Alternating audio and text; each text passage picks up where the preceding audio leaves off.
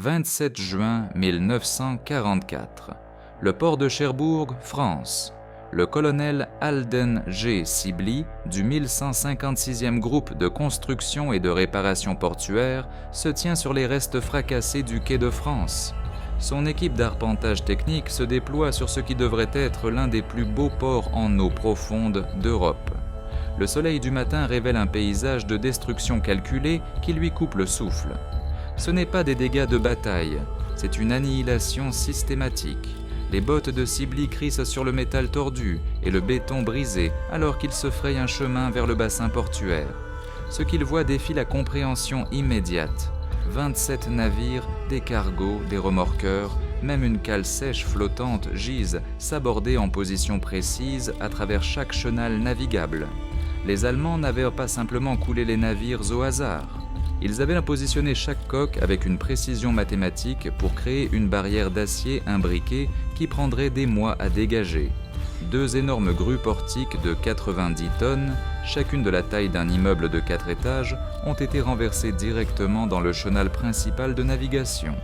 Leurs poutres tordues, créant un parcours d'obstacles sous-marins qu'aucune équipe d'arpentage ne peut approcher en toute sécurité. Les murs du port eux-mêmes ont été démolis avec une précision chirurgicale. Tous les 100 mètres, d'énormes charges de démolition ont projeté des morceaux de maçonnerie de la taille d'automobiles dans l'eau. La digue, 3 km de pierres solides qu'il a fallu 40 ans aux ingénieurs français pour construire, a été percée en 17 endroits distincts.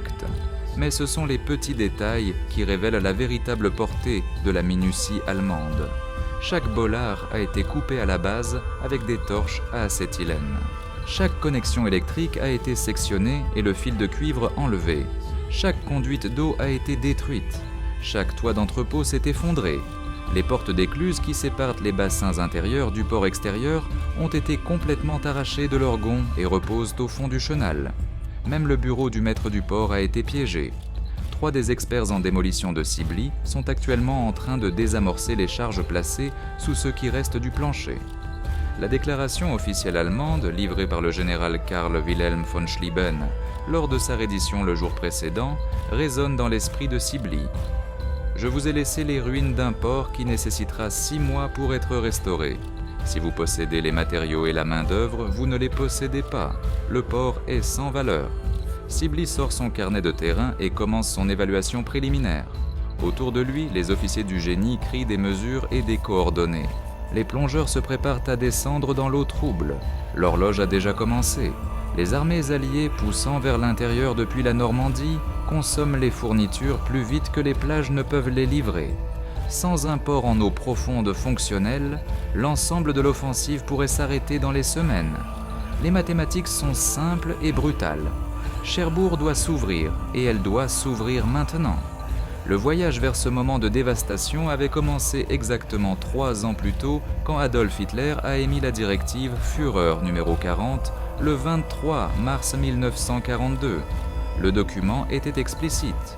Des forteresses seraient créées le long du mur de l'Atlantique, et si l'une d'elles tombait aux mains des Alliés, elle devait être rendue complètement inutile pendant un minimum de 6 mois.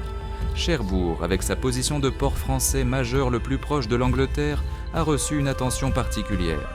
L'homme qui orchestrerait la destruction de Cherbourg est arrivé en avril 1944. Le corvette et capitaine Walter Henkel commandait le commandant de la mer Normandie, le commandement naval allemand responsable des installations côtières.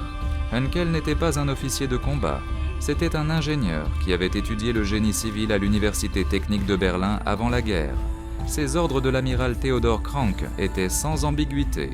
Préparer Cherbourg pour une destruction totale si la forteresse tombait. Henkel a abordé la tâche avec une précision méthodique. Tout au long de mai 1944, alors que les préparatifs du jour J s'intensifiaient à travers la Manche, ses équipes ont travaillé jour et nuit en mettant en œuvre un plan de démolition qui serait étudié par les ingénieurs militaires pendant des décennies. L'opération portait la désignation bureaucratique banale, Plan Hoffnung, Vernichtung 4, Plan de destruction portuaire 4. La première phase impliquait le placement d'obstacles sous-marins. À partir du 15 mai 1944, les ingénieurs allemands ont coulé le cargo de 8000 tonnes SS Portland, exactement 200 mètres de l'entrée de la Grande Rade, le port extérieur. Au cours des semaines suivantes, 26 navires supplémentaires ont suivi. Chaque naufrage a été précisément calculé en utilisant les tables de marée et les cartes bathymétriques. L'objectif n'était pas simplement de bloquer les chenaux, mais de créer des obstacles sous-marins qui endommagent tout navire allié tentant de les dépasser. La deuxième phase a ciblé l'infrastructure portuaire elle-même. Les équipes de démolition allemandes ont installé plus de 500 charges distinctes dans tout le complexe portuaire. Chaque charge a été soigneusement positionnée pour un effet structurel maximal. Les deux grues portiques, la grue Gustav et la grue Heinrich, comme on les appelait localement, ont reçu une attention particulière. Chaque grue pesait environ 90 tonnes et mesurait 25 mètres de haut. Les ingénieurs allemands ont coupé leur structure de support avec des charges de précision, conçues pour les renverser directement dans le chenal principal. La troisième phase s'est concentrée sur le déni de service. Chaque transformateur électrique a été détruit. Chaque pompe à eau a été désactivée. Le système d'égout s'est effondré. Les réservoirs de carburant ont été percés et incendiés. Les installations de stockage à froid essentielles pour préserver les stocks alimentaires ont eu leur équipement de réfrigération systématiquement démoli à la masse. Même le phare du port avait des charges placées à l'intérieur de sa base, bien que celle-ci finirait par ne pas détonner. L'exécution de ce plan a commencé le 21 juin 1944. Alors que les forces américaines du 7e corps, sous le général de division John Collins, commencèrent leur assaut sur la ville-forteresse, les équipes de Henkel travaillaient méthodiquement en suivant un calendrier précis. Chaque démolition a été enregistrée avec l'efficacité allemande, date, heure, lieu, type d'explosif et évaluation des dégâts anticipés. Les démolitions finales ont eu lieu entre le 25 et le 26 juin, alors que les forces allemandes se retiraient dans la zone de l'arsenal de la ville pour leur dernier combat. À 3 heures de l'après-midi, le 25 juin, la grue Gustav a été renversée. À 3h15 de l'après-midi, la grue Heinrich a suivi. Entre 4 heures de l'après-midi et 6 heures de l'après-midi, les portes d'écluse ont été détruites en séquence. Tout au long de la nuit, les navires ont été coulés à des intervalles de 20 minutes. Quand le général von Schlieben s'est rendu le 26 juin à 1h15 de l'après-midi, il l'a fait avec une fierté professionnelle dans l'accomplissement de son personnel d'ingénierie. La forteresse était tombée plus vite que prévu. Hitler avait exigé qu'elle tienne jusqu'au 15 juillet, mais le port avait été détruit exactement comme ordonné. Dans le rapport final de von Schlieben à Obe-Ouest, le commandement allemand du front occidental, il a noté que les installations portuaires ont été rendues inutilisables pour une période estimée de 6 à 8 mois, en supposant que l'ennemi possède un équipement de sauvetage adéquat et une main-d'œuvre, ce que le renseignement suggère qu'il ne possède pas. Les émissions radio de Paris ont célébré l'accomplissement. Les Anglo-Américains ont capturé un cadavre de porc, a déclaré un annonceur. Ils ne trouveront que des ruines là où ils s'attendaient au salut pour leur offensive. À Berlin, le commandement naval suprême a évalué la démolition de Cherbourg comme exemplaire et a recommandé Henkel pour la croix de chevalier pour sa minutie. Le prix serait approuvé le 24 juillet, moment auquel les hypothèses sous-jacentes à cette commendation seraient approuvées catastrophiquement fausses. La confiance allemande dans leur travail de démolition n'était pas un optimisme sans fondement. Elle reposait sur des décennies de doctrine d'ingénierie et sur un précédent historique récent. Pendant la Première Guerre mondiale, les forces allemandes en retraite avaient systématiquement détruit les ports belges de Zeebrugge et d'Ostende en 1918, les rendant inutilisables pendant les 6 derniers mois de la guerre. En 1943, alors que les forces alliées avançaient en Italie, les ingénieurs allemands avaient démoli le port de Naples si complètement que les ingénieurs alliés ont eu besoin de 3 mois complets pour restaurer une fonctionnalité minimale. L'exemple de Naples était particulièrement instructif. Quand la 5e armée américaine a capturé Naples le 1er octobre 1943, elle a trouvé un port détruit avec la même précision méthodique employée plus tard à Cherbourg. Les équipes de démolition allemandes avaient coulé 130 navires dans le port. Elles avaient détruit chaque grue. Elles avaient démoli les digues et effondré les entrepôts. Les ingénieurs alliés, malgré le déploiement d'énormes ressources sur le problème, n'ont pas restauré la capacité portuaire complète jusqu'en janvier 1944. 90 jours de travail de sauvetage éreintant. Le modèle s'est répété à Palerme, Sicile, où les ingénieurs allemands ont coulé 47 navires et détruit les installations portuaires avant que la ville ne tombe le 22 juillet 1943.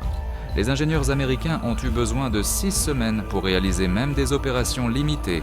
À Salerne, les installations portuaires détruites à la hâte ont pris 3 semaines pour être restaurées à une fonction minimale. Chaque succès a renforcé la confiance allemande dans la démolition en tant qu'arme stratégique. Le commandement naval allemand a développé des techniques de plus en plus sophistiquées, des charges à retardement qui détonneraient des jours après l'occupation alliée, des pièges explosifs attachés à l'équipement de sauvetage, des mines positionnées pour endommager les navires de récupération. La doctrine a été codifiée dans des manuels officiels avec des instructions précises. Quelle structure démolir en premier? Comment positionner les navires sabordés pour une obstruction maximale? Le placement optimal des charges pour des dégâts permanents. Les évaluations du renseignement soutiennent cette confiance. La reconnaissance allemande avait noté que les entreprises de construction portuaire alliées, bien qu'équipées, étaient des unités relativement petites. Le 1156e groupe de construction et de réparation portuaire qui ferait face à Cherbourg comptait moins de 2500 hommes. L'analyse allemande a calculé qu'une telle force, même travaillant jour et nuit, aurait besoin de 12 à 16 semaines pour dégager le port et restaurer une fonctionnalité de base. Les estimations plus conservatrices s'étendaient à 24 semaines. L'évaluation a fait une hypothèse critique selon laquelle les capacités d'ingénierie alliées fonctionnaient dans les mêmes contraintes de ressources que les forces allemandes. Les efforts de reconstruction portuaire allemands étaient limités par des pénuries chroniques d'équipements, de main-d'œuvre qualifiée et de matières premières. Si les ingénieurs allemands avaient assez besoin de 3 mois pour restaurer un port détruit et qu'ils avaient l'expérience de faire exactement cela à l'Est, alors sûrement les ingénieurs américains auraient besoin d'au moins aussi longtemps. Cette hypothèse a imprégné tous les niveaux de la planification allemande. Quand OB West a calculé les calendriers d'approvisionnement pour la campagne de Normandie, ils ont tenu compte de 6 mois avant que Cherbourg puisse contribuer de manière significative à la logistique alliée. Quand les forces allemandes ont planifié leur ligne défensive en France orientale, elles ont supposé un temps adéquat pour préparer les positions avant que les fournitures alliées via Cherbourg ne permettent une offensive majeure. Quand le commandement des sous-marins a alloué des sous-marins pour attaquer les convois de l'Atlantique, ils ont calculé que les ports en Grande-Bretagne resteraient la route d'approvisionnement alliée primaire jusqu'en décembre 1944. Mais l'hypothèse reposait sur une incompréhension fondamentale de la capacité industrielle américaine et de la doctrine d'ingénierie. Les planificateurs allemands avaient observé les forces américaines en Italie travaillant avec des ressources expéditionnaires, ce que les Américains pouvaient expédier à travers l'Atlantique et la Méditerranée. Ils n'avaient pas été témoins de ce que les ingénieurs américains pouvaient accomplir quand toute la puissance industrielle des États-Unis était mise au service d'un seul problème. Cette révélation commencerait quelques heures après l'arpentage initial du colonel Sibley. En fin d'après-midi du 27 juin, moins de 24 heures après la reddition allemande, l'ampleur de la réaction américaine a commencé à prendre forme. Le rapport préliminaire du colonel Sibley a atteint le général de division John C. H. Lee, commandant de la zone de communication, le commandement logistique de l'armée américaine en Europe, à son quartier général à Londres, à 4h30 de l'après-midi. Lee a lu l'évaluation une fois, puis l'a relue. Le calendrier estimé pour restaurer le port, 90 jours minimum, 120 jours probables. Lee a décroché le téléphone et s'est connecté au quartier général suprême de la force expéditionnaire alliée. Son message était « Situation de Cherbourg critique. Demande l'allocation maximale des actifs de construction portuaire et l'expédition prioritaire pour l'équipement de sauvetage lourd. » Ce qui a suivi a été une mobilisation qui a démontré la véritable nature de la supériorité logistique américaine. Alors que les ingénieurs allemands avaient passé des semaines à préparer la destruction de Cherbourg, les officiers logistiques américains avaient passé des mois à préparer exactement ce scénario. Le 1156e groupe de construction et de réparation portuaire n'était que le début. En 48 heures, le 1157e groupe de construction et de réparation portuaire est arrivé d'Angleterre. Le 1060e a suivi le 30 juin. Le 1055e a accosté le 2 juillet. Au 5 juillet, plus de 11 000 troupes d'ingénierie spécialisées opéraient à Cherbourg, une force près de 5 fois la taille de la garnison allemande qui avait défendu la ville. Mais la main-d'œuvre seule ne dégagerait pas 27 navires sabordés et 500 tonnes de débris sous-marins. les Américains avaient des besoins d'équipement à une échelle que les planificateurs allemands n'avaient pas imaginé possible. Le 29 juin, les premiers navires de sauvetage ont quitté Southampton et Portland. Ils transportèrent de l'équipement qui représentait la pointe de la technologie de l'ingénierie maritime. Des grues flottantes de 200 tonnes, des stations de pompage à air comprimé capables de fournir 5000 pieds cubes par minute, de l'équipement de coupe sous-marin spécialisé et de l'équipement de cartographie sonar expérimentale développé par la marine américaine spécifiquement pour les opérations de dégagement portuaire. Le centre nerveux de l'opération a été établi dans un entrepôt partiellement détruit sur le quai de France. Le commodore William A. Sullivan, un spécialiste du sauvetage naval américain qui avait supervisé le nettoyage de Pearl Harbor après le 7 décembre 1941, a pris le commandement de toutes les opérations marines. Son assistant, le commandant Edward Ellsberg, avait littéralement écrit le livre sur le sauvetage naval. Son manuel technique, sur le fond, était une lecture obligatoire à Annapolis. La première décision de Sullivan a choqué même les ingénieurs expérimentés autour de lui. « Nous ne dégageons pas les navires séquentiellement », a-t-il annoncé à la première réunion de planification le 28 juin. « Nous travaillons tous les chenaux simultanément. » L'approche conventionnelle du dégagement portuaire était méthodique. Dégager complètement un chenal, établir une ligne d'approvisionnement, puis élargir les opérations. Sullivan a jeté le livre aux oubliettes.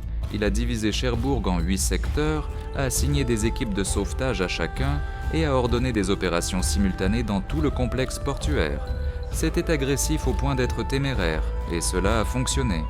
Le plus grand défi se trouvait dans le chenal principal de navigation, où la grue Gustav et la grue Heinrich créaient un labyrinthe sous-marin d'acier tordu. Les ingénieurs allemands avaient supposé que ces obstacles nécessiteraient des semaines de coupe et d'enlèvement soigneux. Le 1er juillet, le commandant Raymond Sullivan, sans lien de parenté avec le commodore, est descendu dans une cloche de plongée pour arpenter les débris. Ce qu'il a trouvé a tout changé. Les grues s'étaient renversées de telle manière que leur structure de support principale restait largement intacte sous l'eau. Plutôt que de les découper morceau par morceau, Sullivan a proposé quelque chose d'inédit.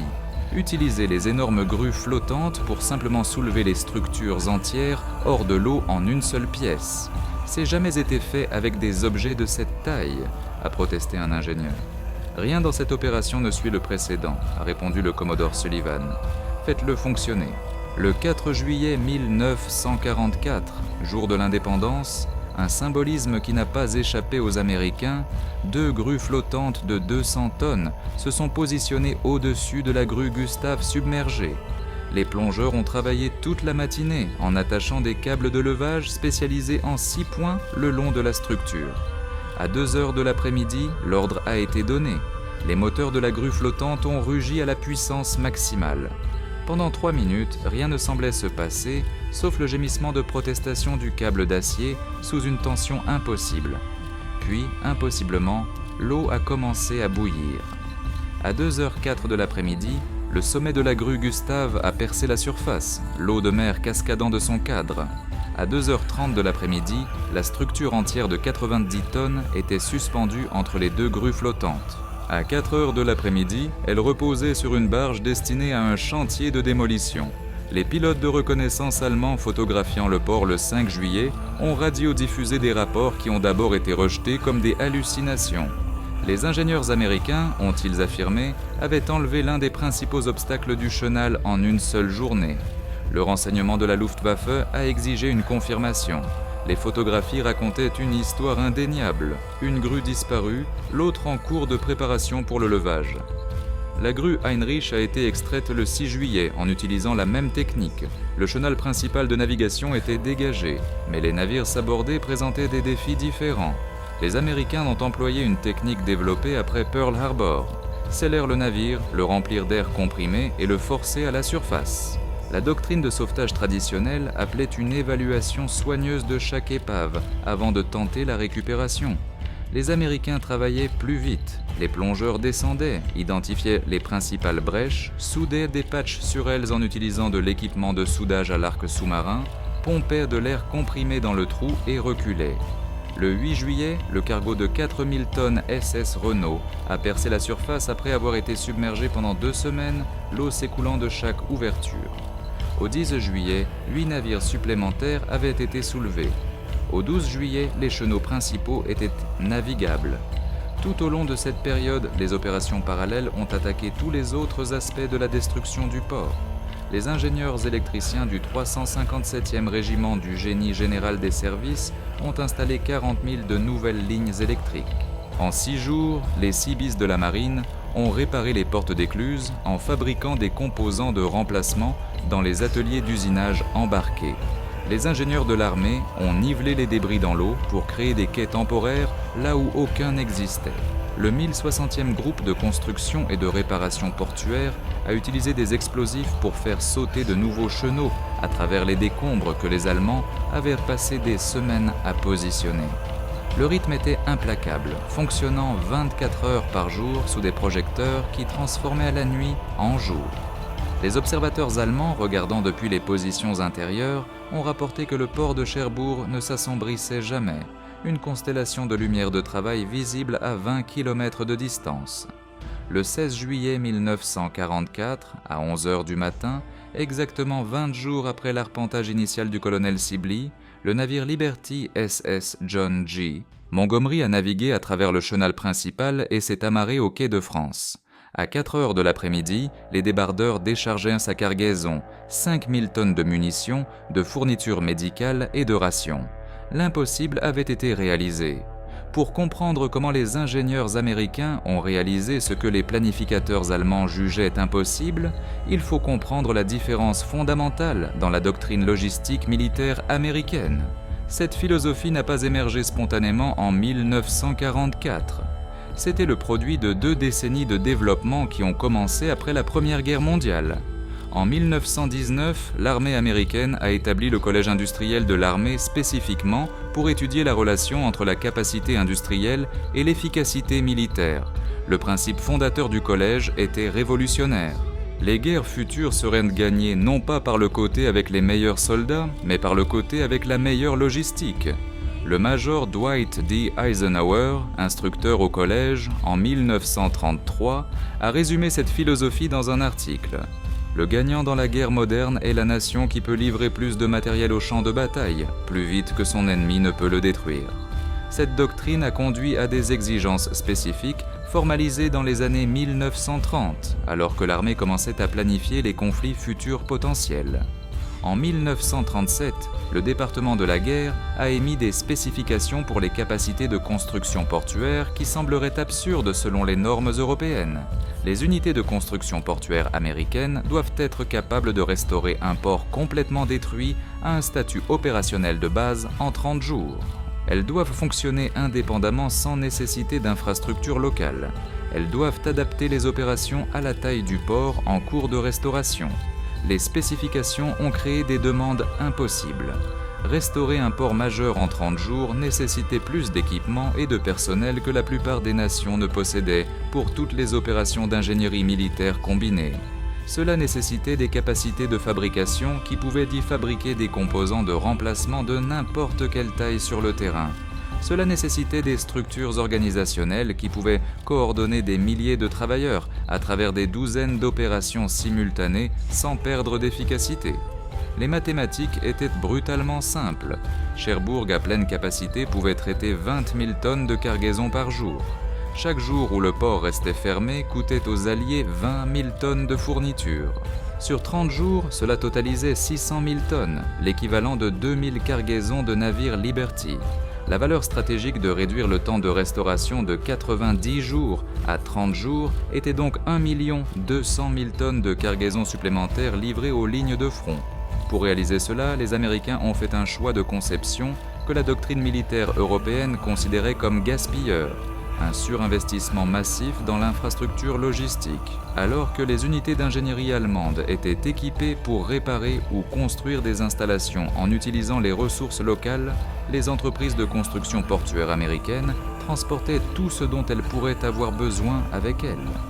La liste de l'organisation et de l'équipement du 1156e groupe de construction et de réparation portuaire lisait comme l'inventaire d'une grande entreprise de construction. Il possédait 47 bulldozers, 23 grues évaluées de 5 à 40 tonnes, 31 camions à bennes basculantes, 14 générateurs électriques portables capables d'alimenter une petite ville, 7 ateliers d'usinage montés sur camions qui pouvaient fabriquer des composants en acier jusqu'à 3 tonnes et 200 tonnes de matériaux de construction assortis allant du câble d'acier au coffrage en béton. Le poids total de l'équipement de l'unité dépassait 4000 tonnes. Les critiques au sein de l'armée avaient remis en question cette approche tout au long des années 1930. Nous construisons des entreprises de construction, pas des unités militaires, s'est plaint un témoignage au Congrès en 1938.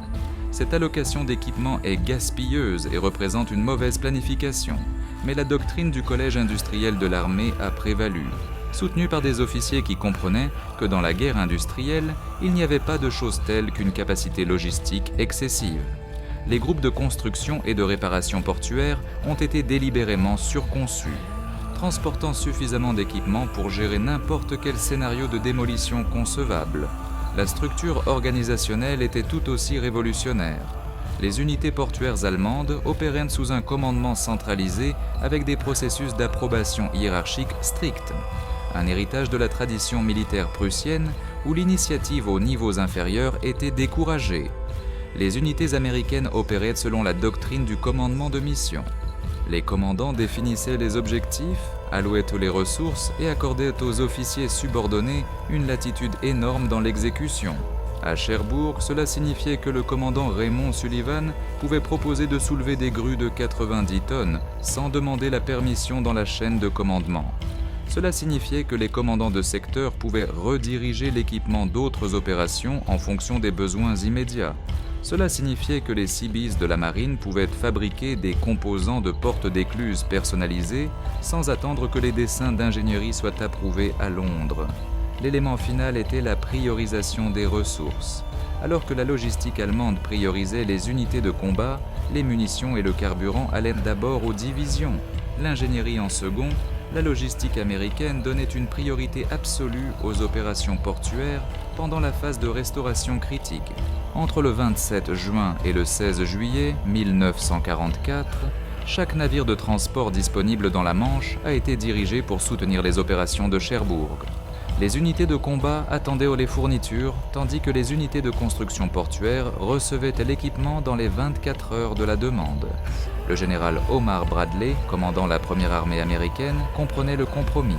Ces divisions combattaient les forces allemandes avec des stocks de munitions dangereusement bas, mais il ne s'est pas plaint de la déviation de l'expédition vers Cherbourg. Chaque tonne d'équipement que nous envoyons aux ingénieurs de Sibley maintenant, a-t-il dit à son état-major le 3 juillet, retournera 10 tonnes par jour une fois que le port s'ouvrira. C'est le meilleur investissement que nous puissions faire. Cette philosophie selon laquelle l'infrastructure logistique n'était pas un soutien aux opérations de combat, mais plutôt la fondation qui rendait les opérations de combat possibles, représentait une réimagination fondamentale des priorités militaires. Les Allemands avaient construit un système impressionnant de destruction. Les Américains avaient construit un système encore plus impressionnant de construction. Le concours n'était pas sur le côté qui pouvait faire sauter les choses plus efficacement. C'était sur le côté qui pouvait construire les choses plus vite que l'ennemi ne pouvait les détruire. Dans ce concours, il n'y avait jamais aucun doute sur le résultat. L'impact de la restauration rapide de Cherbourg s'est propagé avec des effets qui ont changé la trajectoire de la campagne européenne. La conséquence immédiate était simple. Les armées alliées en Normandie pouvaient continuer à avancer, mais les implications stratégiques allaient beaucoup plus loin. Le 20 juillet 1944, la première semaine après l'ouverture initiale du port, Cherbourg a traité 7200 tonnes de cargaison. C'était modeste selon les normes d'avant-guerre. La capacité théorique maximale du port était de 20 000 tonnes par jour, mais cela représentait plus de tonnage que les Alliés n'avaient déplacé à travers toutes les plages de Normandie le jour J lui-même. Les planificateurs allemands avaient supposé 0 tonnes par jour de Cherbourg jusqu'en décembre. La différence entre 0 et 7200 tonnes quotidiennes signifiait que les divisions alliées pouvaient maintenir les opérations offensives plutôt que de rationner les munitions. Au 1er août, après les réparations complètes des quais supplémentaires et des postes d'amarrage, la capacité de Cherbourg a atteint 12 000 tonnes par jour. Au 1er septembre, elle a culminé à 21 000 tonnes quotidiennes, dépassant sa capacité d'avant-guerre. En un seul mois, Cherbourg a livré plus de 600 000 tonnes de fournitures aux armées alliées, exactement la quantité que les planificateurs allemands avaient supposé serait perdue en raison de la destruction du port. Le coût humain de cet accomplissement était remarquablement léger selon les normes de temps de guerre, bien que non sans tragédie. 3 plongeurs sont morts lors des opérations de sauvetage. Le matelot de première classe, Robert McCarthy, s'est noyé le 3 juillet quand sa ligne d'air s'est accrochée aux débris submergés.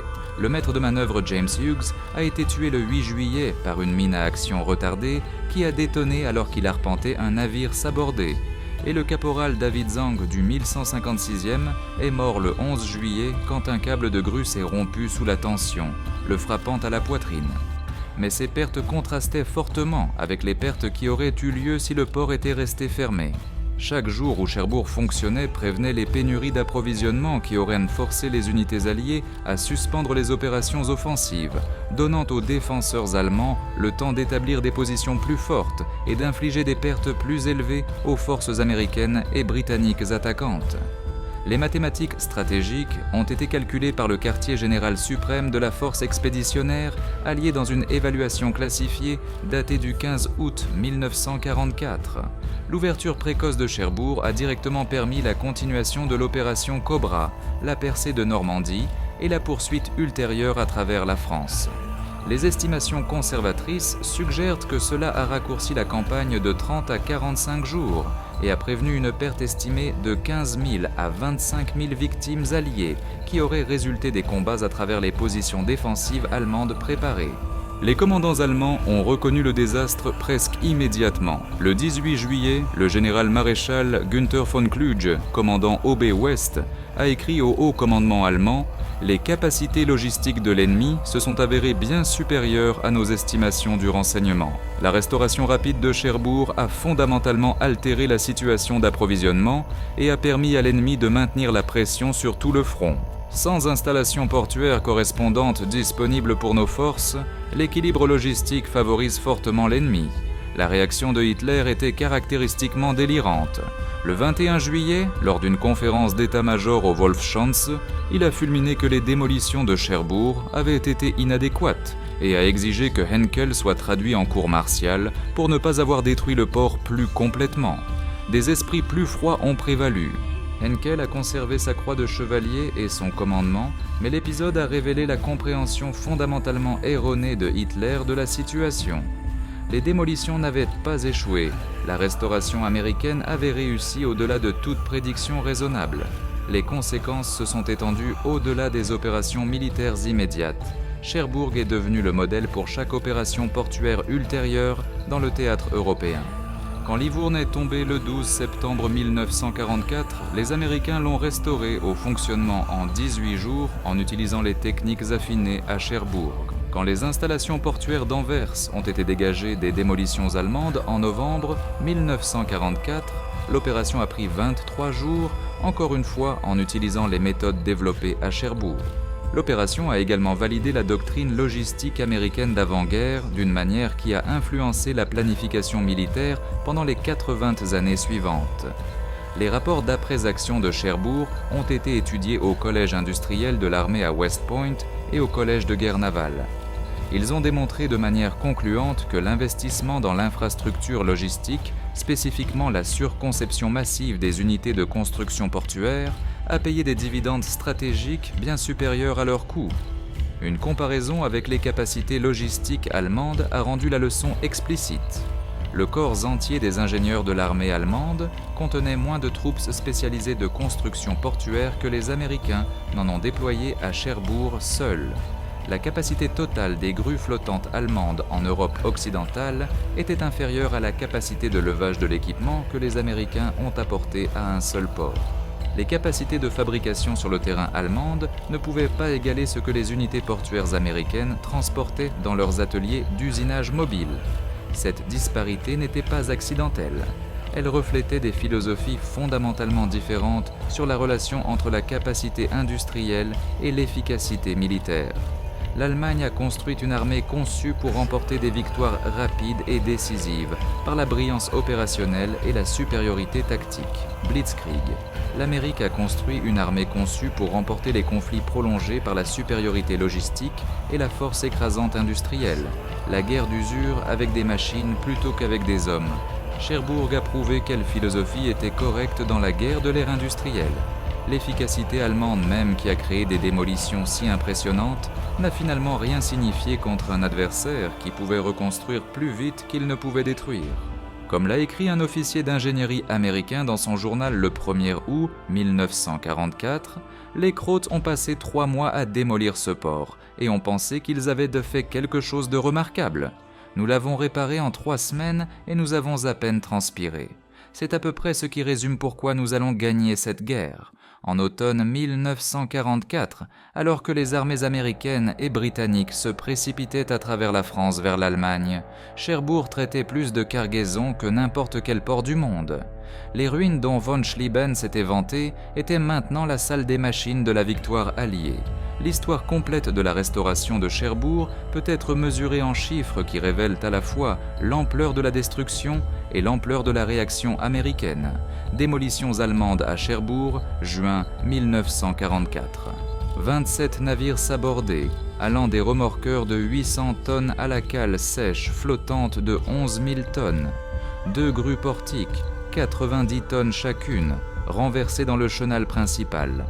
43 grues plus petites, détruites ou endommagées au-delà de la réparation sur le terrain. 17 brèches majeures dans la digue. Total de 420 mètres de maçonnerie effondrée. 8 portes d'écluses détruites, pesant chacune environ 200 tonnes. 11 entrepôts démolis. Total de 47 000 mètres carrés d'espace de stockage couvert. 504 charges de démolition individuelles placées dans tout le complexe portuaire. Environ 800 tonnes d'explosifs dépensés pour les démolitions, 127 mines confirmées posées dans les chenaux et les bassins, 83 avec des dispositifs anti-manipulation. Opération de restauration américaine, 27 juin au 1er septembre 1944. Personnel d'ingénierie déployé 11 240 troupes. Force maximale août 1944. Unités majeures impliquées 1055e, 1156e, 1157e, 1060e groupe de construction et de réparation portuaire, 357e régiment du génie général des services, bataillon de construction de la marine, 71 Seabees, grues flottantes déployées 14 allant de 50 à 200 tonnes de capacité de levage navire, soulevées 27, 100%. Des navires sabordés, bien que seulement 11 soient retournés au service. Mines dégagées 127 confirmées, plus une quarantaine estimée de dispositifs non cartographiés supplémentaires. Portes d'écluses restaurées, 8-6 réparés sur place, 2 fabriqués comme remplacement sur le terrain, quais restaurés au fonctionnement, 31 des 44 postes d'amarrage originaux, nouvelle infrastructure électrique, 68 000 de câbles électriques installés, nouvelle conduite d'eau, 23 000 de tuyauteries posées. Chiffre des pertes 3 tués, 17 blessés assez gravement pour nécessiter une évacuation. Premier déchargement de cargaison 16, juillet 1944. SS John G. Montgomery, 5000 tonnes. Tonnage quotidien 16 au 30 et 1 juillet moyenne, 4200 tonnes. Tonnage quotidien 1er au 30 et 1 août, moyenne 12 700 tonnes.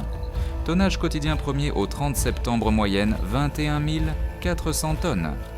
Cargaison totale déchargée 27 juin au 1er septembre, 547 000 tonnes. Analyse comparative du calendrier. Estimation allemande pour la restauration 180 jours 6 mois. Estimation alliée pré-assaut 90 jours. Temps réel jusqu'au premier déchargement de cargaison 20 jours. Temps réel pour dépasser la capacité d'avant-guerre 67 jours. Comptabilité des coûts. Investissement allemand estimé dans les démolitions 8000 heures de travail d'ingénierie, plus 800 tonnes d'explosifs de haute qualité. Investissement américain dans la restauration, 2,2 millions d'heures de travail, 47 millions de dollars en 1944, équivalent à environ 820 millions de dollars en 2024. Retour sur investissement. Chaque dollar dépensé en restauration a généré environ 35 $ en valeur de cargaison militaire, livrée jusqu'au 1er septembre 1945. L'évaluation d'un officier américain a résumé ces chiffres succinctement. Les Allemands nous ont donné leur meilleur coup, nous l'avons à peine senti. 27 juin 1945, exactement un an après l'arpentage initial du colonel Sibley, Cherbourg accueille un rassemblement très différent. La guerre en Europe s'est terminée il y a 6 semaines. Le port fonctionne à la capacité de temps de paix, maintenant gérant le flux inverse, les troupes et l'équipement américain retournant à la maison. Le général von Schlieben, libéré de la captivité alliée après la reddition de l'Allemagne, retourne à Cherbourg dans le cadre d'un projet de documentation historique. Il se tient sur le même quai de France où Sibley se tenait 12 mois plus tôt. La scène est méconnaissable. De nouvelles grues se dressent au-dessus des postes d'amarrage élargis. Les réparations en béton frais se fondent parfaitement avec la construction d'avant-guerre. Les navires Liberty et les navires de la Victoire font la queue pour les postes d'amarrage, chargeant plutôt que déchargeant maintenant, transportant les instruments de la guerre vers les arsenaux américains. Un officier logistique américain remarque l'ancien général allemand et s'approche. Par l'intermédiaire d'un interprète, von Schlieben pose la question qui l'a hanté. « Comment avez-vous fait en 20 jours ?» La réponse de l'Américain est caractéristiquement directe. « Nous avons apporté plus d'équipements pour réparer votre port que vous n'en avez apporté pour le détruire. Et nous avons apporté des hommes qui croyaient que c'était possible. » L'ironie finale de Cherbourg est celle-ci. Le port qui a ouvert l'offensive alliée en 1944 est devenu le port qui l'a fermé en 1945. À travers ces quais ont transité 4,2 millions de tonnes de fournitures pendant les 11 mois où il a fonctionné pendant la guerre. Plus de tonnage que l'Allemagne n'en a reçu à travers tous ces ports de l'Atlantique et de la mer du Nord, combinés pendant la même période. Le port que les Allemands ont détruit pour retarder la victoire alliée est devenu le port qui l'a garanti. La leçon de Cherbourg dépasse l'ingénierie ou la logistique. Elle a révélé une vérité fondamentale sur la guerre à l'époque industrielle que les Allemands n'ont jamais pleinement comprise. Dans un concours entre la destruction et la construction gagne toujours si un côté possède des ressources et une volonté suffisante. Les Allemands avaient conçu des démolitions brillantes. Les Américains avaient conçu un système qui supposait que les démolitions se produiraient et qui prévoyait en conséquence. Von Schlieben a passé des semaines à planifier la destruction de Cherbourg. Les Américains ont passé des années à construire la capacité à la surmonter. Cette disparité dans la préparation, plus que toute décision de bataille ou de campagne unique, explique pourquoi l'Allemagne a perdu la guerre à l'Ouest. L'examen des ruines de Cherbourg en juin 1944 a fourni la preuve. La victoire américaine n'était pas inévitable parce que les Américains étaient de meilleurs soldats. Elle était inévitable parce que l'Amérique avait construit une machine militaire qui pouvait surmonter n'importe quel obstacle par la pure puissance industrielle. Ce principe démontré de manière spectaculaire à Cherbourg a défini l'issue de la Deuxième Guerre mondiale et a façonné la doctrine militaire pendant les 80 années qui ont suivi.